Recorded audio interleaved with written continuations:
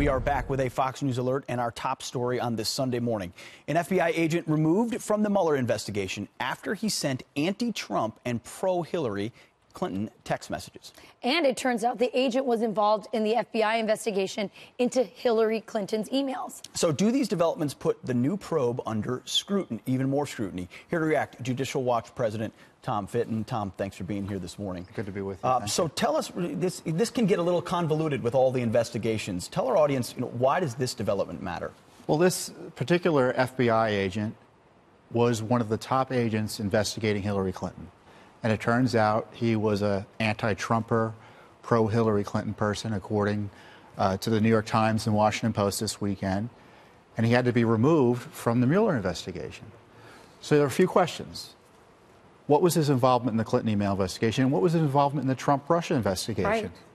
So with the Clinton email investigation, did he grant immunity to all those people? Did he make the decision to go soft on Hillary Clinton in the interview process? Did he ignore all the obstruction of justice? Was he responsible for allowing all that to go by unnoticed? And then with the Trump and Russia investigation, really serious, because he was a top counterintelligence official within the FBI. Was he involved in the dossier?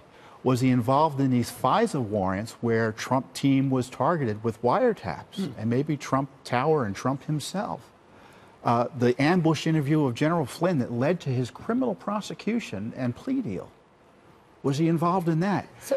Both investigations, in my view, you can have zero confidence that they were done fairly as a result of this person's involvement. No wonder they've been covering it up for months. Covering it up. We've had Representative Devin Nunes, asking why he was removed from the investigation, getting stonewalled by the FBI. I'd say when I hear this, and we were kind of alluding to this a little earlier, when I hear this, it's more than these investigations. This is causing, I think, Americans to really lose confidence in our system of justice in general. It's even bigger than Hillary and Trump.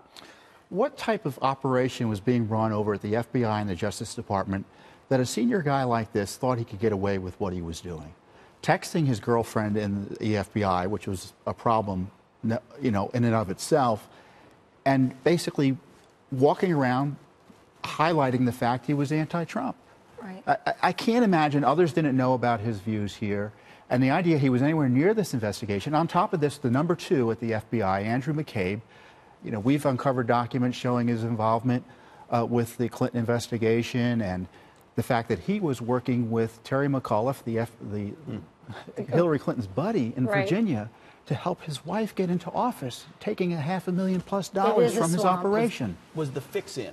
Do we need to go back and look at those previous I've reopened the Clinton investigation. If I were President Trump, look, the Justice Department and the FBI, they had their chances here, and they've been covering up what's been going on. And they need some outside people to come in and audit what went on. You can't believe anything they did with the Clinton investigation.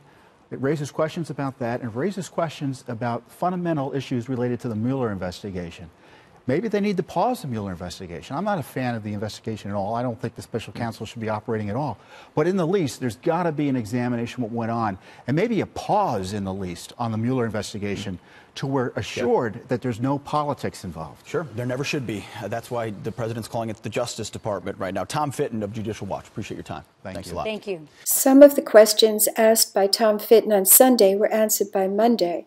For one thing, he was the agent, the compromised agent was the man who interviewed General Flynn and caught him in the lies. And Tom Fitton wonders if his lawyers know that.